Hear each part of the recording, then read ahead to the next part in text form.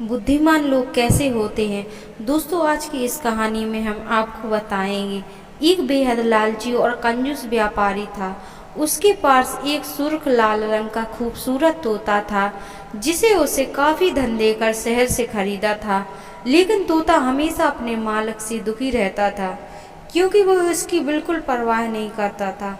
हमेशा तोते को पिंजरे में बंद करके रखता था, और व्यापार के सिलसिले में जब वह घर से बाहर जाता था तो तोते को अकेले छोड़ जाता था। घर में कोई न होने के कारण तोते की देखभाल कोई नहीं करता था। कभी कभी तो तोता भूखा रह जाना पड़ता था और वह पिंजरे में बंद सो जाता था। एक दिन व्यापारी बहुत प्रसन्न था। उसे व्यापार में खूब फायदा हुआ। वह शहर जाने की तैयारी में था। खुशी के आलम से तोते से पूछा, उसे शहर से क्या चाहिए। तोता बहुत बुद्धिमान था। उसे एक सुनहरा अवसर मिल रहा था। उसने कहा, मैं यहाँ अकेला रहता हूँ। अकेले में मेरा मन नहीं लगता, इसलिए शहर से मेरे लिए एक और तोता खरीद लाना। उससे मेरा भी मन लगा रहेगा। लेकिन तोता तो बहुत महंगा मिलेगा। व्यापारी ने सोचा कि तोता तो बहुत महंगा मिलेगा। वह दूसरा तोता खरीदने के लिए पैसा खर्च नहीं करना चाहता था। तोते ने कहा, इस समस्या का समाधान मेरे पास है, जिससे पैसे भी खर्च नहीं होंगे और तोता भी आ जाएगा। व्यापारी ने उत्सुकता से समाधान पूछा। तोता ने बताया, शहर के रास्ते पर बरगद का एक विशाल पेड़ है। उस पेड़ पर दो तोते रहते हैं। पहला तोता पीले रंग का है, जो पेड़ के सबसे नीचे डाली पर बैठता है। वह तोता धन के लिए बहुत भाग्यशाली है।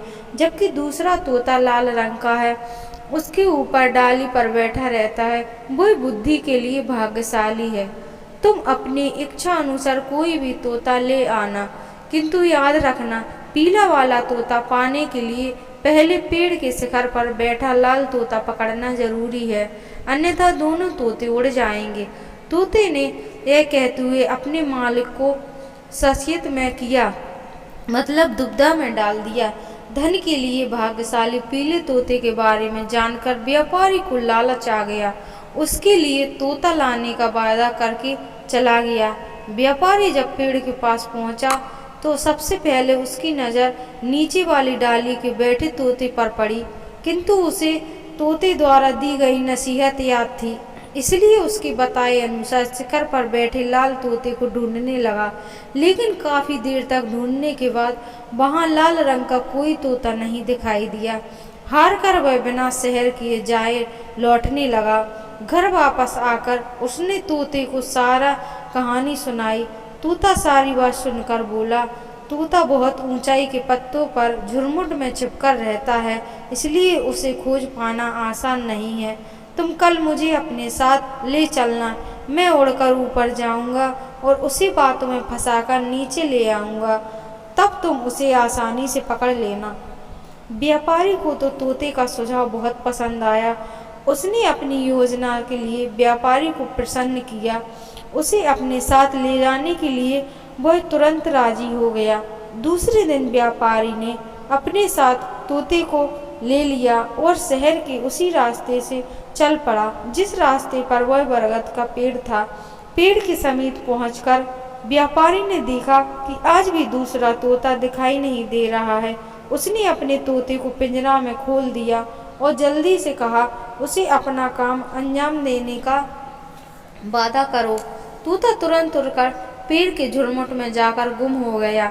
व्यापारी उसके आने का इंतजार करता रहा, किंतु काफी देर तक वह लौटकर नहीं आया।